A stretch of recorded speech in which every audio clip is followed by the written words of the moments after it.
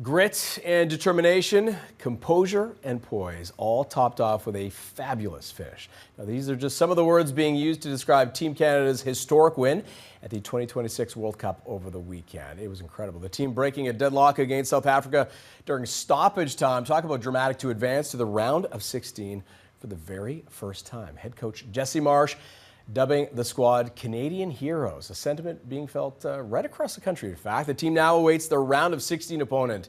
That will be interesting, no question about this. But in the meantime, who better to discuss this incredible run than our next guest? Colin Miller is a former captain of the Canadian national men's soccer team, made more than 60 appearances for our country, including at the 1986 FIFA World Cup in Mexico. Member of the, I could go on, Mr. Miller, but we appreciate this. So many accolades that you well deserved, the Hall of Fame, you name it. So let's, first of all, welcome to the program. Thanks for making the time. Thank you, Anthony. It's a real pleasure to be here, and no need to call me Mr. Miller. That was there. You go. There you go. So let me just get your thoughts on yesterday's match. I know it was pretty nerve-wracking for most of it. What did you see? First of all, I want to get your reaction to the win, obviously, but what did you see on for the Canadian squad?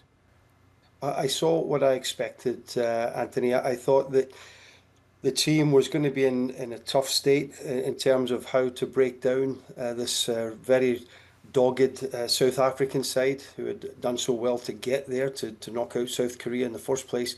And I knew we had to match that energy, that aggression, that passion that South Africa would give us. And lo and behold, we did that. We more than did that. And I think the scoreline, to be brutally honest with you, flattered South Africa. Canada just, three or four very, very good chances. The first one, of course, was the header from Derek Cornelius from a set play. And that sort of set us up. And I just thought, wow, guys, we have to put one of these opportunities away because, we've seen it happen so many times when a team dominates from start to finish. Yeah. The other team pops up the park and puts one away. And I just feared in the back of my head that this would be one of those days. But thankfully, Stefan Eustáquio turned up and hit a beautiful strike into the bottom corners of the goals. We were looking at it, and it couldn't have happened at a better time. Oh, no kidding about that. Closing it out, obviously the most important thing. But and I want to ask you about the not-so-secret weapon of Alfonso Davies. Did you feel what I felt as soon as he entered the pitch? You just felt the game change.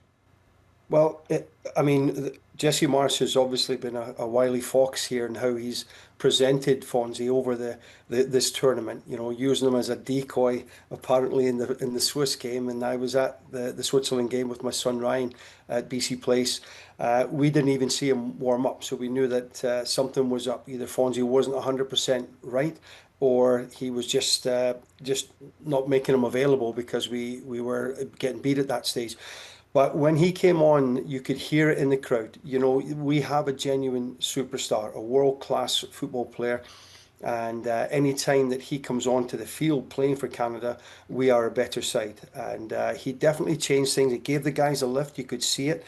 The body language of some of the players changed as soon as Fonzie was given the football. He just wants to go forward. He's very entertaining to watch. And I thought he added some real energy, some much needed energy at that very late stage of the game. I think it was 75 minutes into the game when Alfonso came on, and I thought he really did a great job for us.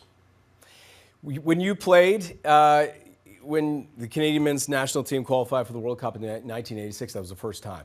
So we've seen it evolve, and now we've been to 3. And it continues to get better. 22 was a surprise for a lot of people to qualify. Now, not only are we playing in it, we won matches, we go to the knockout round, we win a knockout match.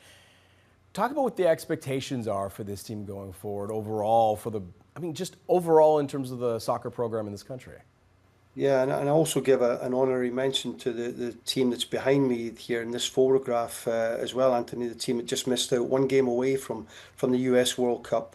Unfortunately, there's only one team that qualified from CONCACAF in that particular time. But the expectations now, it's a great question. There was a time when, in our program, we would be holding on to a nothing each draw and hoping to score at one stage in the game. But that certainly isn't the case. There is an expectation now for Canada to go on and win games. And Jesse Marsh, who has been so positive, I think, from the start. I'd love to have played for him, to be honest with you. He's my type of manager where he just injects so much confidence into players. I think the guys genuinely believe that we can win games of football. And when you get to this stage now of the World Cup, we're not talking about, the Gold Cup with the greatest respect or any other tournament. We're talking about the biggest competition in world sports here, where you've got a team that genuinely believes that they can do something. Now, we will have to be at our very best when we play the winners of Netherlands and Morocco, of course, Anthony. But to get to the stage where we are now, I think is absolutely fabulous. But there was that expectation, there was that belief before the tournament started that we would get this far, at least in the tournament. Now, it perhaps is an understatement. We have about 30 seconds, unfortunately, but when you talk about the next match against the Netherlands or Morocco, I mean, these are giants. I think we have to be better than our best. What are your thoughts? Yeah, I totally agree. I was down in down in Boston watching Scotland versus Haiti. Morocco were in our group, of Scotland's group, and they are genuinely a fabulous team to watch. They're very dangerous. They're passionate crowd as well. At the moment, I did some research here. The Netherlands are 7th ranked in the world, and Morocco dropped down to 13th in the world. So we're at this moment in time 45th ranked in the world. So that tells you there is a bit of a difference there in the levels. But I think any team on their day, when you get to this stage now, there's no gimmies. There's no gimmies. Morocco's and Netherlands might be rubbing their hands, that thinking, "Oh, this Canada team will be an easy one." But I'll tell you, they do that at their peril, Anthony, because on our day, if all the lights align in our favor, we could cause a major upset. Let's hope so.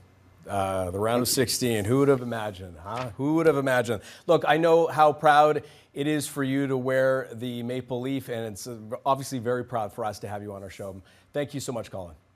Yeah, it's a privilege. Thanks, Anthony, for having me on the show. That is Colin Miller, the former captain of the men's national team. More than 60 appearances, more than 60 caps, if you will, for Team Canada. Well done. Thank you again. Thank you.